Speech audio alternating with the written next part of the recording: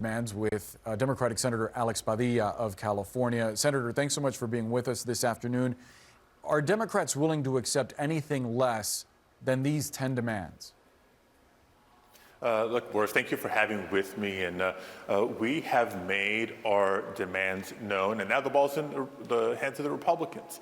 And we're waiting to see what their response is going to be. The clock is ticking. In 8 days, we'll know loudly and clearly whether Republicans choose a partial government shutdown or to work with us to rein in an out-of-control ICE, CBP, and Department of Homeland Security overall. We're saying the whole country is seeing all this excessive use of force, violations of the law, the Constitution, and due process and civil rights on a daily basis, and it has to stop. The lead Republican negotiator in the Senate, Senator Katie Britt of Alabama, says that she hasn't heard from any Democrats. Is that the case? Have you been in communication with her? Do you know if Leader Schumer has? I find that very hard to believe because a lot of us know that she chairs the Appropriations Subcommittee in the Senate, is very involved with all these conversations and negotiations before last week's vote, and certainly going into next week's deadline. I've heard it from Leader Thune himself. I've spoken to her directly myself.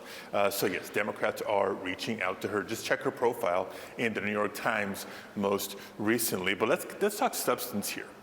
You know, the 10 demands, as you summarized in the introduction here, are not radical ideas. They are actually considered best practices and standard practices in law enforcement agencies around the country. State law enforcement, local law enforcement. Nobody masks themselves with minimal exception. People do identify themselves. When there's excessive use of force and officer-involved shooting, there is typically an automatic, credible, independent investigation to determine whether any accountability or discipline is warranted. We don't have that under the Trump administration.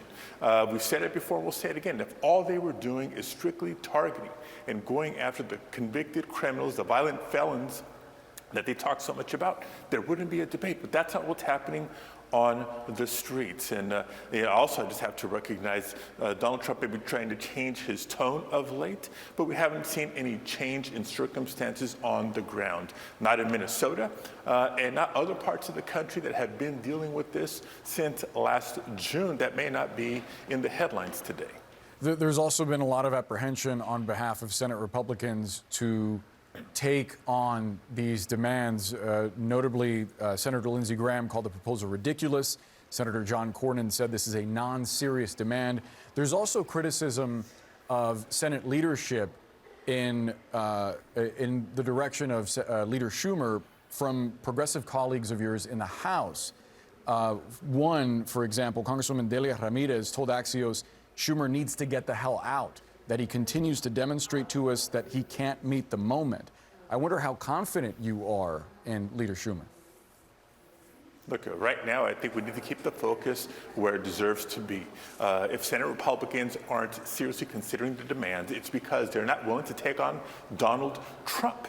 Right? This Trump administration has not just shown itself to be increasingly cruel, increasingly violent. They're shooting United States citizens exercising their First Amendment rights.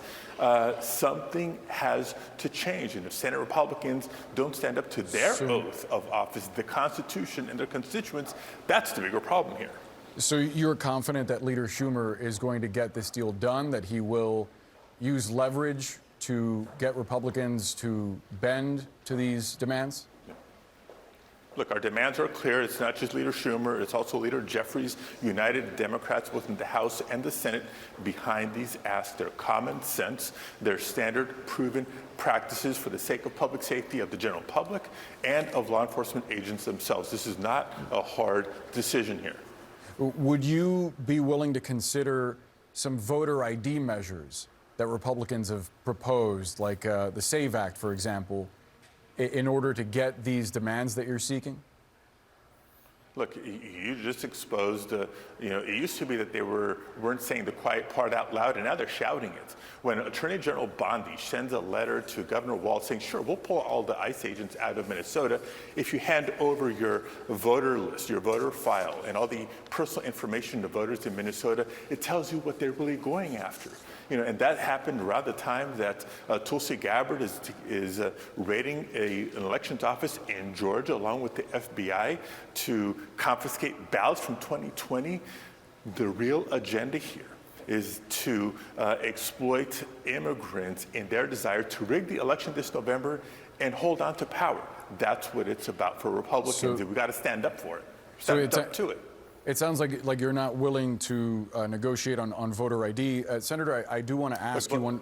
Go ahead. Voter ID is a solution in search of a problem, because the truth is voter fraud in America is exceedingly rare. Study after study has demonstrated. Senator, I'm very limited in time. There's one last question I want to ask you about your home state. There was an LA Times investigation released yesterday that found, according to two sources with knowledge of the mayor's office in LA, that Karen Bass directed changes to a report on the Palisades fire, allegedly in order to downplay failures by the city and LA Fire.